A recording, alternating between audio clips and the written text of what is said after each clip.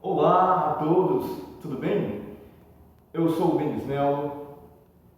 Hoje eu vou trazer um convidado para você aqui no nosso canal. É o meu amigo, o Tio Tom, conhecido como Palhaço Tio Tom. Essa entrevista é sobre questões políticas, ideológicas.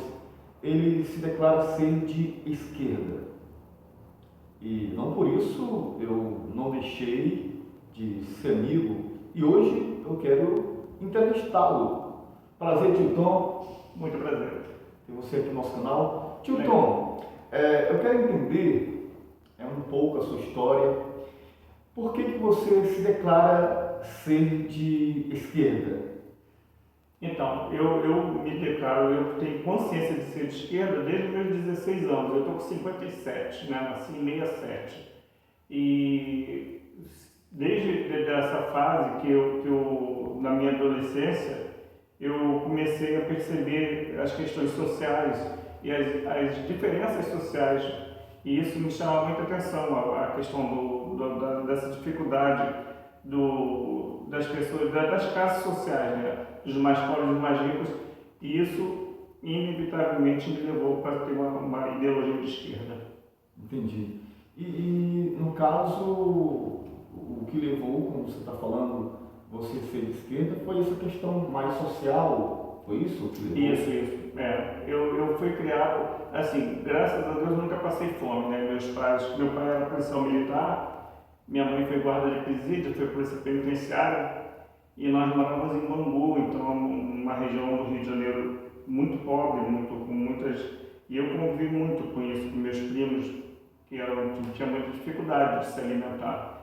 E essas diferenças sociais que me fizeram ter o pensamento que eu tenho até hoje, de buscar mais por justiça social mesmo, né? Entendi.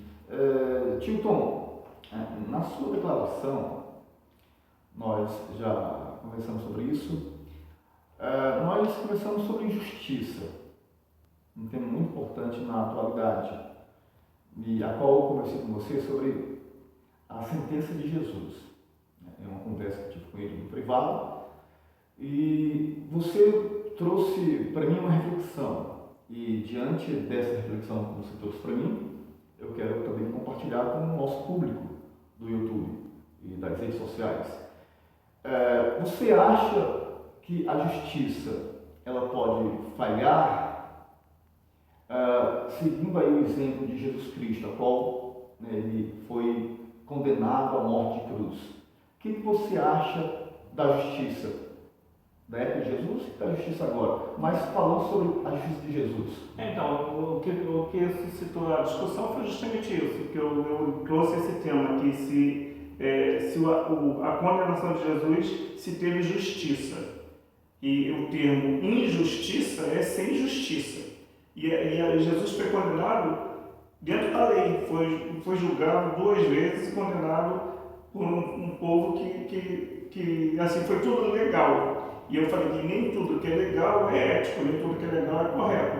E a prova é essa, que Jesus foi julgado e condenado, mas não foi ético, não foi correto a condenação.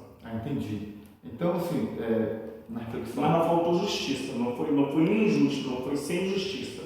Injusto sem justiça, foi com justiça, mas cometeu erros graves. Entendi. Então, o tio Tom está falando que, no caso da sentença de Jesus, ele passou por todos os ritos da lei da época, né? Eu entendi o que ele está querendo dizer, mas também na visão dele teve a questão aí da ética, não foi uma justiça totalmente justa, vamos assim dizer, né?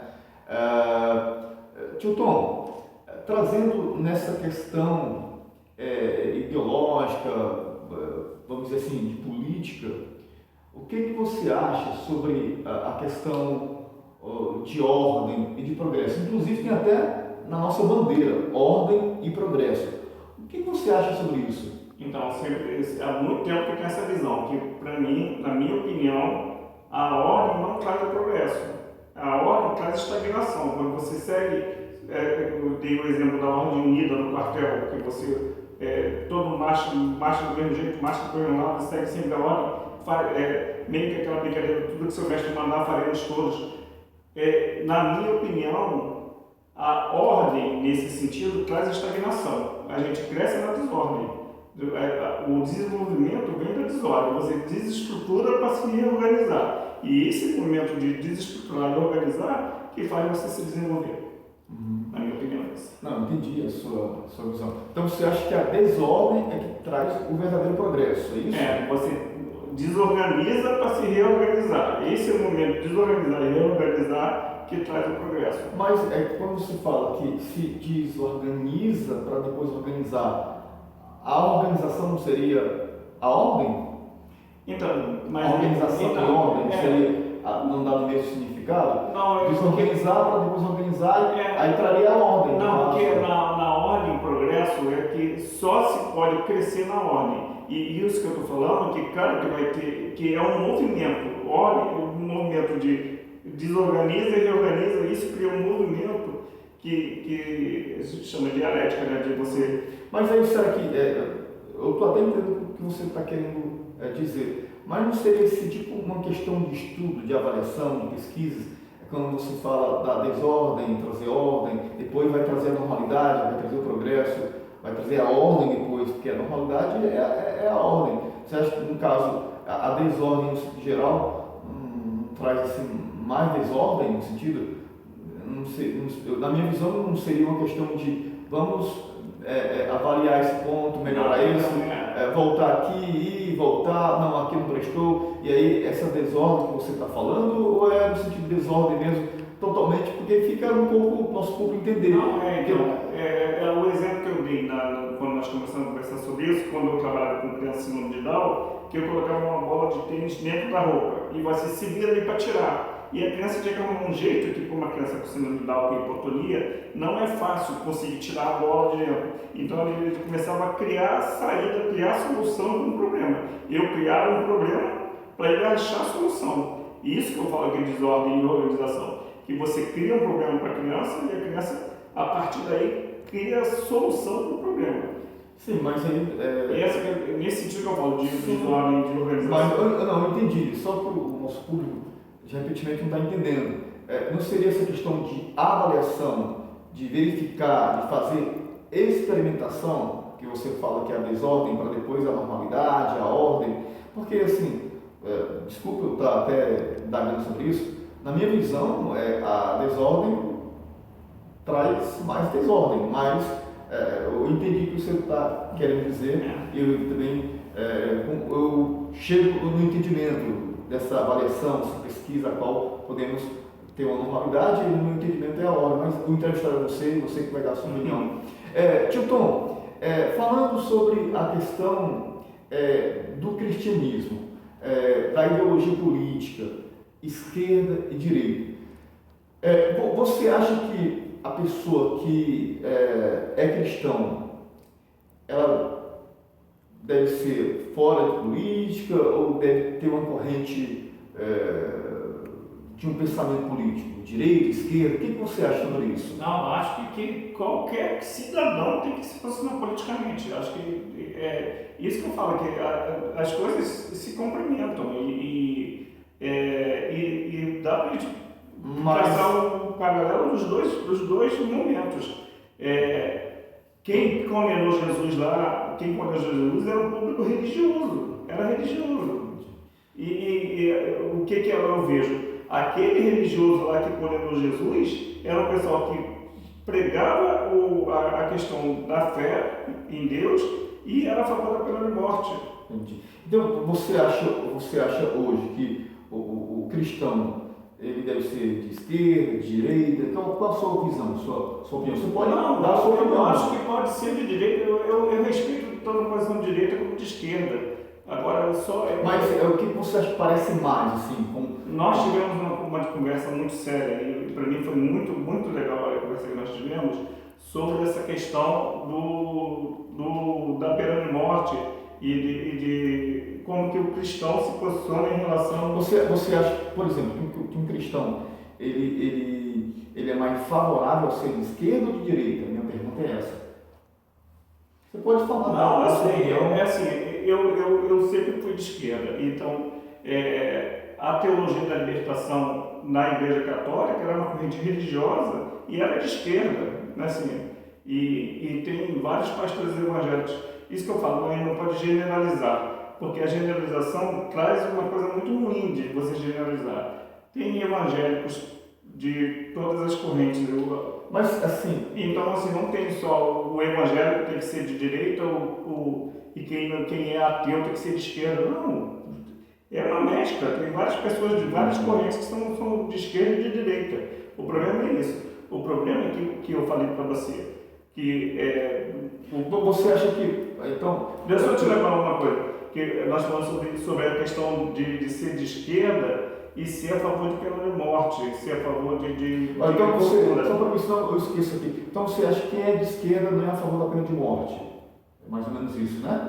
Acho que nós estamos conversando quem é cristão, que hoje, o evangélico, esse evangélico de direita, que é a favor de armamento, que é a favor de pena de morte, tem dificuldade de falar de tortura. Tem dificuldade de falar de tortura. Fala de forma geral, assim, sou contra a violência. Mas assim, tem dificuldade de falar de tortura, de choque elétrico, de pau de arara, de afogamento. E porque, assim, isso lembra Jesus Cristo, que foi torturado e morto sobre uma cruz. Entendi. Mas você acha que, no caso, a visão esquerda, ela não prega tortura, ela não prega a pena de morte, nada disso, só mais, pelo que eu estou percebendo na sua visão, é mais a visão de direita. Não, um cristão, você não pode ser de esquerda, não pode ser a favor de tortura, porque a história de Cristo que foi torturado é incompatível com a pessoa apoiar a tortura. Eu entendi, então você está declarando que o cristão, ele não pode ser a favor de pautas que a direita vamos assim dizer, né? Vamos ser bem claro aqui para os nossos... Mais a extrema direita, não a direita, mas a extrema direita. Mas eu vou concluir esse raciocínio com outra pergunta. Você não acha que, no caso, a esquerda também, ela tem esse lado também de pena de morte, de preconceito, como toda a história da humanidade, você vai ver aí, aonde a esquerda também matou inocente, matou homossexual, teve pena de morte sim, né? Você vai ver a história aí que eu não quero aqui ressaltar, mas a história aqui da União Soviética, enfim. Então, você não acha que, eu acho que é como você está falando no início, mesclar, eu acho que tanto a esquerda tem um lado também, um lado perverso e também preconceituoso. Você vai ver o Che Guevara também, ele matava homossexual e é considerado como de esquerda, né? Os países de esquerda também são muito ditatoriais. Então, nessa questão também, eu, assim, claro que eu respeito a sua opinião, mas eu não concordo muito nessa visão. Eu concordo na primeira sua visão, de mesclar. Mas, como eu falei, entrevistar você, não estou aqui para entrevistar e de ouvir. Tio Tom, sobre a questão, já foi esclarecida essa questão, sobre a questão do aborto, o que você acha? Então, como eu sou de uma família que todo mundo é da saúde, minha mãe é enfermeira, minha irmã é enfermeira, minha esposa é nutricionista. Eu sou contra o aborto, mas eu sou a favor da legalização, porque hoje a questão do aborto é uma questão de saúde pública. Então, o aborto só morrem de aborto clandestino as mulheres pobres. Então, a rica paga uma clínica decente para fazer o aborto. E a questão de legalizar é uma questão de saúde pública. Então, assim, eu sou ideologicamente contra o aborto, mas eu sou a favor da liberação, e que a questão teológica é da pessoa que faz o aborto com Deus.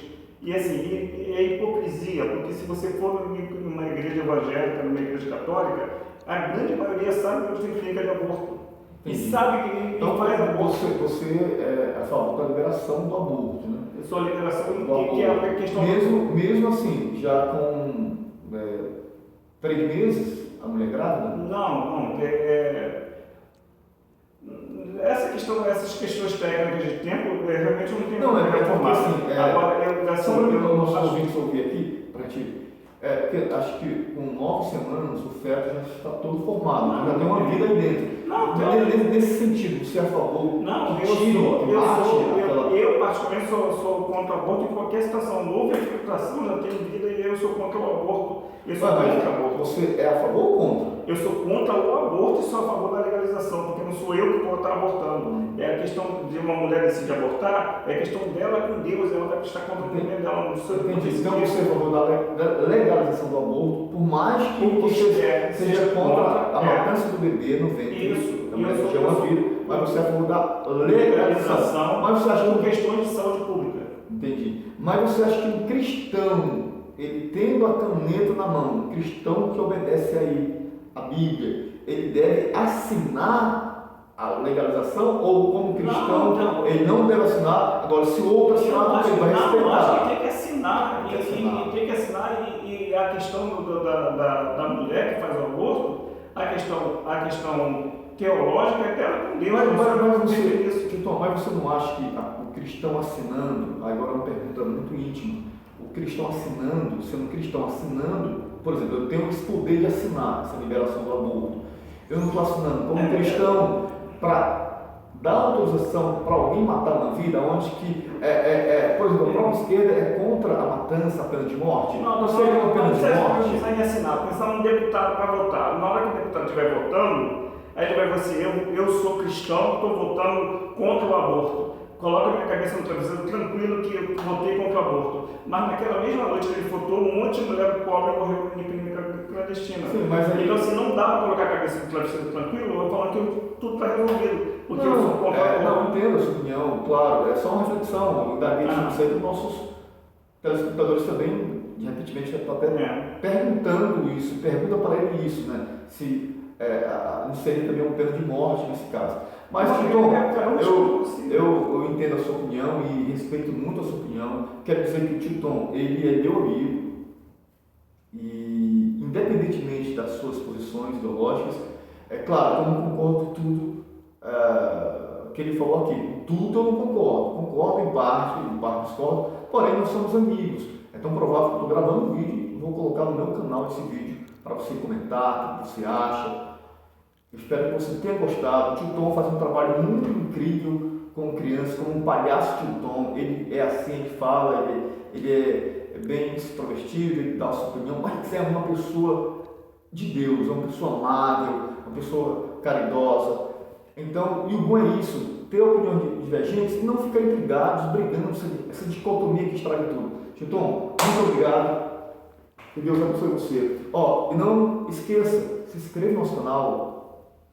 Comente, dê um like. Muito obrigado. Denis Melo Comunicação é o nome do canal. Forte abraço.